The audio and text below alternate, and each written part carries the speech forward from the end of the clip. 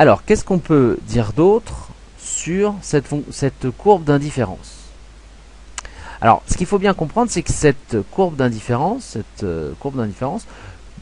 ne permet pas de dire que l'individu préfère dans l'absolu aller au cinéma par rapport à aller au restaurant. La manière dont l'individu perçoit l'utilité d'aller au cinéma et au restaurant, ça dépend de combien de fois par semaine il va au cinéma. Quand on passe de 6 à 5, si on passe de 6 à 5, combien tu es prêt à aller au cinéma en plus pour compenser cette fois en moins au restaurant? Et la réponse à cette question s'appelle le bénéfice marginal. Très bien. Alors essayons de comprendre pourquoi est-ce qu'on a parlé de bénéfice marginal. Eh bien, en fait, on a posé la question à l'individu: si tu passes de 6 fois au restaurant et qu'on t'en retire une, et tu passes à 5 fois au restaurant par mois, combien est-ce que tu es prêt à accepter de places de cinéma en échange pour être au même niveau de satisfaction? La réponse à cette question-là, elle nous donne des indications sur le plaisir qu'a ressenti l'individu lors de la 6e visite au restaurant. En effet, si vous regardez, on demande à l'individu qu'est-ce qui se passe si au lieu d'y aller 6 fois, tu y vas 5 fois. Donc on est bien en train de lui d'isoler cette 6e fois, puisque on essaye de voir ce qui se passe quand on passe de 6 à 5. On isole cette 6e fois. Et donc on lui demande, en fait, essentiellement, la question qu'on lui pose, c'est à combien tu valorises, à combien valorises-tu, ce serait plus joli, à combien valorises-tu la 6e visite au restaurant?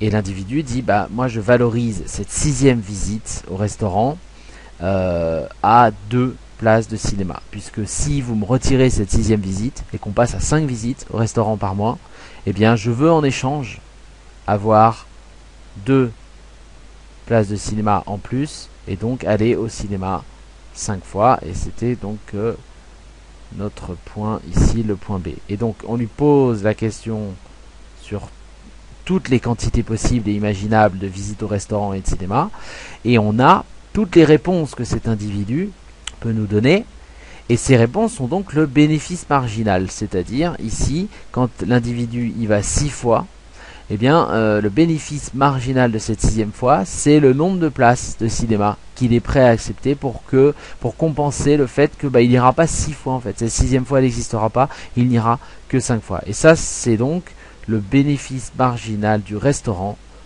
quand les quantités de restaurants sont égales à 6. Pourquoi c'est important de préciser quand les quantités de restaurants sont égales à 6? Parce que le bénéfice marginal, il n'est pas constant. Et c'est tout à fait logique. C'est tout à fait logique si vous dites que l'individu, il a tendance à se lasser un petit peu. On a dit que quand l'individu allait 6 fois au restaurant par mois, son bénéfice marginal de la 6e, donc le bénéfice de la 6e visite au restaurant, était de 2 cinémas, hein, de 2 places de cinéma. Mais qu'est-ce qui se passe quand on a dit que l'individu, en fait, il y allait que 5 fois, et qu'on disait à l'individu, au lieu d'y aller 5 fois, en fait, tu vas y aller 4 fois. Quand on a posé cette question-là pour passer de 5 à 4, en fait, on a essayé d'isoler le bénéfice marginal associé à la 5e visite au restaurant. S'il ne peut plus aller au restaurant 5 fois mais 4 fois, on isole en fait le bénéfice de cette 5e visite au restaurant. Et ce bénéfice de cette 5e visite au restaurant, on avait dit, eh bien l'individu avait dit, moi je suis d'accord pour abandonner cette 5e visite au restaurant par mois, mais il va falloir me compenser en cinéma pour que je reste au même niveau de satisfaction, et il va falloir me compenser de 3, on avait dit, de 3 places de cinéma. Donc ça nous emmenait quelque part par ici à 8. On continue le truc, hop, et on avait le point C. Et donc vous voyez là que le bénéfice marginal, il n'est pas constant. Quand l'individu allait 6 fois au restaurant, il était prêt à échanger cette 6e fois au restaurant contre 2 places de cinéma. Mais quand l'individu va 5 fois au restaurant, donc ici, il est prêt à échanger cette 5e place au restaurant contre 3 places de cinéma. Donc le bénéfice marginal du restaurant quand il y va 5 fois, à ce moment-là, devient 3. Vous voyez qu'il a augmenté. Et il a augmenté pourquoi? Parce que là, le restaurant devient de plus en plus rare. Et on peut tout à fait imaginer que si on était passé, on avait encore perdu 1 et qu'on était passé à 3, le restaurant devient encore plus rare. Là, il y va que 3 fois par mois. Au début, il y allait 6 fois par mois. Là, il y va plus que 3 fois par mois. Ça devient de plus en plus rare. Et donc, pour abandonner cette 4e fois ou cette 3e fois au restaurant, il va falloir exiger énormément de places de cinéma, de plus en plus de places de cinéma, parce que l'individu valorise de plus en plus le restaurant, plus le restaurant se fait rare. Et donc, la règle, si vous voulez, générale, et qui est en fait une règle, une hypothèse, hein, et qui est liée à cette idée de préférence pour la diversité, c'est que le bénéfice marginal diminue quand les quantités augmentent. Donc ici, le bénéfice marginal du restaurant diminue quand les quantités de restaurants augmentent. Évidemment, pourquoi évidemment? Parce que plus plus l'individu va au restaurant, plus il commence à se lasser, et donc plus il est prêt à ne pas aller cette 6e fois au restaurant, ou peut-être cette 7e fois au restaurant, en échange d'un tout petit nombre de places de cinéma. Dit autrement, et dit comme on l'a dit tout à l'heure en fait, quand les quantités de cinéma ou quand les quantités d'un bien diminuent, le bénéfice marginal de ce bien, ici le bénéfice marginal du restaurant, augmente. C'est ça être décroissant, hein. Quand ça baisse, ça augmente de l'autre côté. Effectivement là, quand on a dit au lieu d'y aller 6 fois, tu iras 5 fois, 4 fois, 3 fois, moins on allait au restaurant, plus ça devenait rare. Et plus l'individu disait d'accord, mais moi je valorise cette 3e fois au restaurant de plus en plus, beaucoup, par rapport à la 4e fois, par rapport à la 5e fois, par rapport à la 6e fois.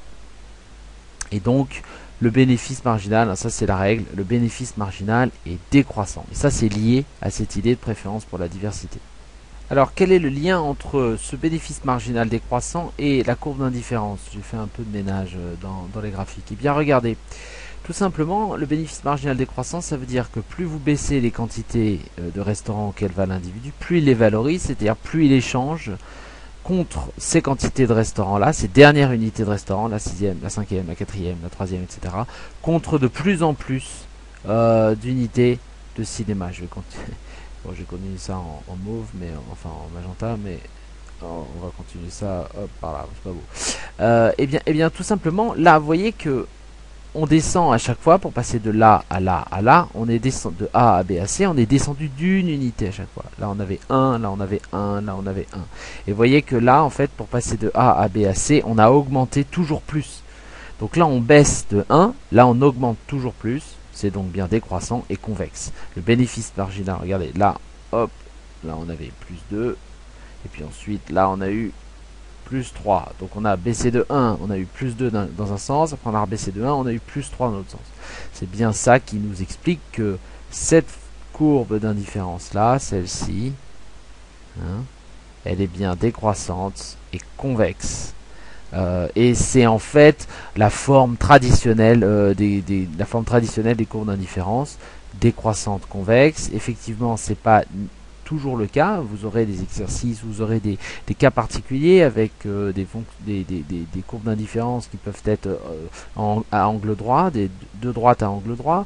Vous pouvez avoir des courbes d'indifférence qui sont des droites, hein, parfaitement droites, mais ça c'est plutôt l'exception que le cas général. Dans la plupart du temps, vous aurez des courbes d'indifférence qui sont décroissantes convexes, et ça c'est lié au fait que le bénéfice marginal est décroissant, et donc qu'il y a une préférence pour la diversité, c'est-à-dire que plus vous arrivez à 0, plus proche vous arrivez à 0 parce qu'on réduit les quantités de restaurants de plus en plus, et plus l'individu dit bon c'est de plus en plus problématique parce que moi j'aime bien consommer au moins un petit peu de restaurants, et donc j'accepte de baisser ces unités, mais pour des quantités de plus en plus grandes de cinéma en échange. Donc le bénéfice, juste pour finir, le bénéfice marginal donc est décroissant. Et quel est l'autre nom du bénéfice marginal? Quel est l'autre nom du bénéfice marginal? Eh bien, dans probablement vos cours, ou ce que vous avez peut-être vu ailleurs, le bénéfice marginal, il s'appelle également taux marginal de substitution. Et c'est exactement la même chose, c'est juste un mot un peu complet, un peu plus complexe pour dire en fait la même chose. Le bénéfice marginal, c'est tout simplement le taux marginal de substitution. Le taux marginal de substitution, on peut le calculer, on verra ça plus tard, avec une présentation un peu plus algébrique de l'utilité et des goûts des consommateurs et des préférences des consommateurs. Mais tout ce que j'ai dit à propos du bénéfice marginal, c'était que pour vous compreniez en fait l'intuition du bénéfice associé à la sixième unité de restaurant, puis à la cinquième unité de restaurant, quatrième, etc. Et c'est dit en termes compliqués, c'est aussi dit en termes compliqués, et ces termes compliqués, c'est le taux marginal de substitution. Pourquoi taux marginal de substitution? Marginal parce qu'à chaque fois on s'intéresse à la sixième, ou à la cinquième, ou à la quatrième, ou à la troisième. Taux de substitution parce que c'est effectivement quelque chose qui met en relation deux choses, le cinéma, les quantités de cinéma et ici les quantités de restaurant, et on demande eh bien si je retire une unité de restaurant, combien je suis prêt, c'est cinéma ici, combien je suis prêt à accepter de cinéma en échange, donc à quel taux je suis prêt à accepter du cinéma en échange. Et si on prend un exemple, eh bien, le bénéfice marginal du restaurant quand les quantités de restaurant étaient égales à 6, on avait dit que c'était égal à 2 unités de cinéma. Ça, c'était égal à 2 cinémas. Et en fait, c'est un taux. C'est un taux pourquoi? Parce qu'en fait, c'est 2 pour 1. C'est-à-dire, c'est 2 cinémas pour 1 restaurant. Et ce 1 restaurant, c'est pas n'importe quel restaurant, c'est pas une moyenne ça. C'est 2 cinémas pour la dernière unité de restaurant, c'est-à-dire la sixième unité de restaurant. Si on prenait un autre exemple, quand on a dit le bénéfice marginal, qu'on pourrait écrire comme ça, quand les quantités de restaurants sont 5, voilà comment on pourrait l'écrire, il était égal à 3. Hein, quand on est passé de 5 ici à 8 ici, plus 3, alors que vous voyez, on était passé ici on demandait quelle est la valeur de cette cinquième unité de restaurant, donc si jamais on passait de 5 à 4. On avait dit que c'était 3. Donc le bénéfice marginal de la cinquième unité de restaurant, c'est 3. Autrement dit, c'est un taux. Pourquoi? Bien sûr, on ne voit pas le ratio, mais en fait, c'est 3 divisé par 1 ici. Ça veut dire quoi? Ça veut dire que 3 cinémas pour 1 restaurant, sachant que ce 1 restaurant, c'est pas n'importe quel 1 restaurant, c'est pas une moyenne. Ce 1 restaurant, c'est le cinquième restaurant. Et si ça avait été bénéfice marginal du quatrième restaurant, eh bien ce serait peut-être un chiffre encore plus grand, puisque plus les quantités de restaurants baissent, plus le bénéfice associé à une unité de restaurant augmente. Et donc on conclura sur cette idée que si le bénéfice marginal, en fait, ça correspond à peu près, même pas à peu près, ça correspond au taux marginal de substitution, eh bien, le taux marginal de substitution est décroissant.